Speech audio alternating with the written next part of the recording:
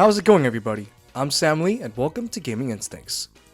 Platform fighters have never stood in the same limelight or recognition of their more standard fighting game brethren, taking up a niche corner of the fighting game community, occupied and fueled by the gaming behemoth Super Smash Bros. And indies like Rivals of Aether, Slap City, Brawlhalla, and etc. However, with the conclusion of Smash Ultimate, guaranteed by its game director Masahiro Sakurai, and a potential lack of anything Smash related in the coming future, several publishers jumped at the chance to seize the vacuum Smash would be leaving behind. Multiversus is Warner Bros.' answer to the platform fighter question, featuring an ensemble cast of Warner Bros. Icons, household names like Bugs Bunny, Batman, and more. With a solid-looking trailer and a promising start for a new contender in the genre, here's everything we know and don't about player-first games' Multiverses. As is the case with most platform fighters, Multiverses will operate and play on a similar damage percent to knockoff affair that other platform fighters like Smash Bros. And Rivals of Aether use. The higher your percent, the higher you get knocked back. If you can't make it back to the stage, you lose a life. Straightforward platform fighter business. Fighting games as a whole are built upon the foundations of competing with other players, whether it be in a casual setting or a competitive leaderboard. As it requires players to connect with others to play, fighting games are made by their netcode or broken by a lack thereof. These games prize precise inputs, positioning, and technical skills, and therefore need a proper space to utilize those tools effectively.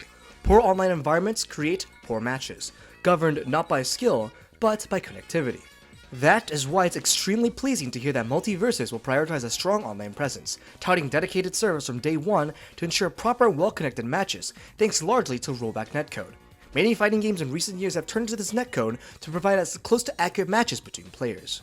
Do you hear that, Smash? That's the sound of all your players' wishes being unfulfilled. Multiversus features characters spanning generations of Warner Bros. History, including cartoons, TV shows, comic books, and more. As seen throughout the trailer, these characters have been brought to life with great attention to detail animation, design, and full-fledged voice acting.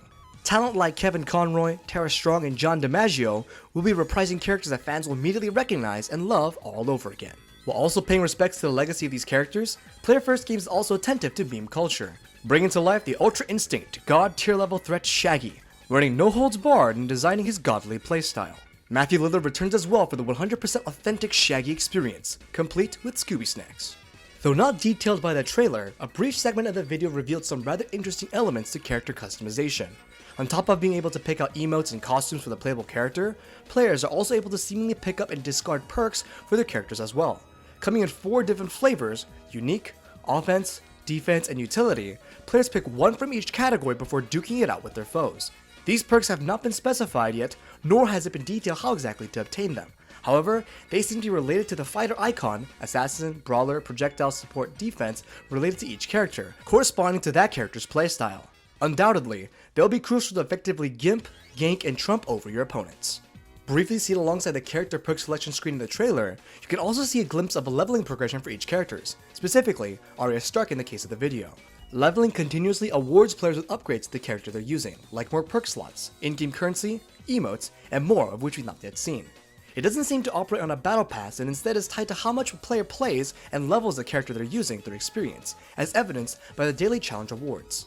As the standard should be with most online community fighting games, the developers' player-first games will be constantly updating the game with modes, new characters, and events for players to partake in. So with that in mind, expect to see a lot more prominent and noteworthy WB characters making an appearance soon, because the current roster is definitely not final. We may see more characters teased before the actual game releases, fingers crossed for Sub-Zero and Scorpion. In the meantime, here's the confirmed roster.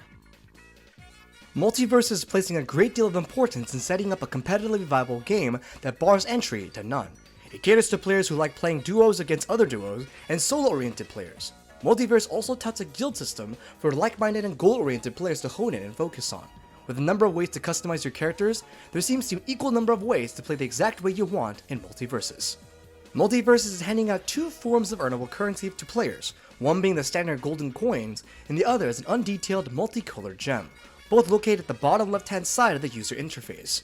From how easily the players can earn the gold coins, which can be earned via leveling characters, the gems seem to be a more premium currency, probably bought with actual money. As Multiverse is a free-to-play game, there's no doubt there will be microtransactions to fuel the game's economy and generate revenue beyond player count and the like. How specifically each currency will be used has not yet been disclosed. They are most likely to be involved in obtaining costumes and new characters that will eventually be added to the game.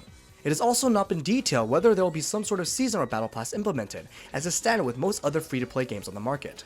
We hope the microtransactions don't impact the playability of the game, turning the skill-based platform fighter into pay-to-win extravaganza where a bigger wallet trumps mechanical skill.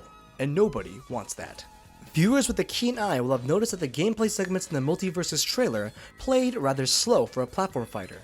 While most fighting games run at a fluid 60 frames per second, the gameplay feature ran at a fraction of that speed. We believe this was done intentionally for the trailer to show off individual character quirks and animations, and is not an accurate representation of how the game will actually run. When speeding up the gameplay footage to at least 25% faster, the game was running at a pace more commonly seen than that of other fighters. So, if you're worried that Multiversus will be a slow-paced platformer, do not be alarmed. The game will most definitely run at a precise 60 FPS benchmarks that all other fighting games tout. Multiverse is slated for launch sometime in 2022 and will be free to play for everyone on PC, Xbox, and PlayStation systems. And this has been Gaming Instincts. The full article is linked in the description below, and if you want to check out other awesome articles, head on over to our website at gaminginstincts.com. Make sure to subscribe to our newsletter and YouTube channel to stay up to date on all that gaming news. Thanks for watching. This has been Sam Lee, and until next time.